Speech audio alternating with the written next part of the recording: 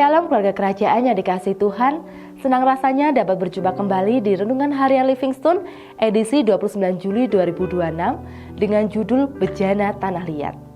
Roma 9 ayat 22-23, Alkitab mencatat secara jujur beberapa sisi gelap orang-orang yang dipakai menjadi alat kemuliaan bagi nama Tuhan.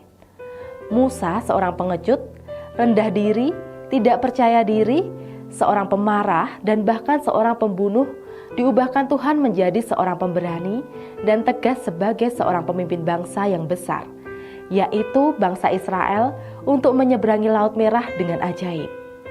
Yunus seorang nabi yang gagal taat. Yunus diperintahkan Tuhan ke Niniwe tetapi malah kabur ke Tarsus, dilempar ke laut dan ditelan ikan raksasa. Namun Tuhan mengejar Yunus bukan untuk menghukum, tetapi untuk membentuk pribadinya sebagai pembawa kabar baik, sehingga seluruh kota Niniwe diselamatkan Tuhan. Elia, seorang nabi besar di zaman pemerintahan Raja Ahab, mengalahkan dan membunuh 1 batalion atau 450 orang nabi-nabi Baal. Namun pernah mengalami depresi, lelah dan ketakutan yang luar biasa, sehingga berdoa kepada Tuhan untuk dicabut nyawanya saja.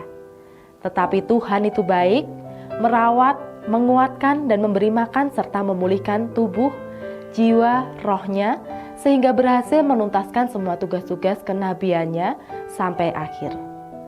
Daud seorang raja besar di Israel yang telah mengalahkan berlaksa-laksa tentara musuh Israel jatuh ke dalam dosa besar kebohongan, perzinahan dan pembunuhan. Tetapi di dalam penyesalan dan hati yang hancur, Daud datang kepada Tuhan dan dipulihkan.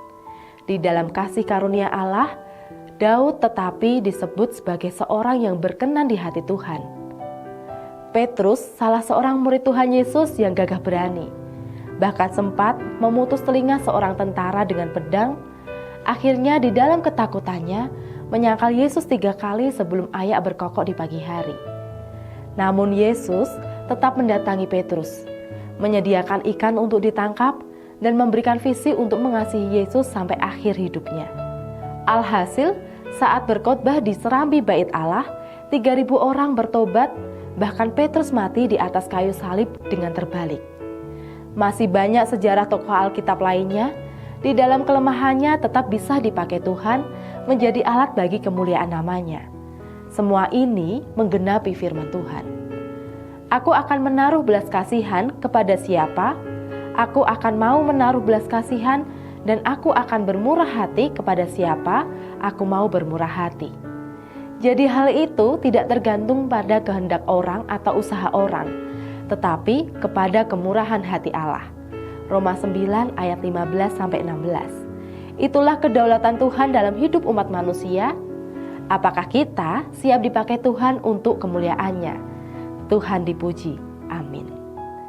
Demikian renungan firman Tuhan hari ini. Jika Anda merasa terberkati, silakan bagikan ke orang-orang di sekitar Anda. Tuhan Yesus memberkati.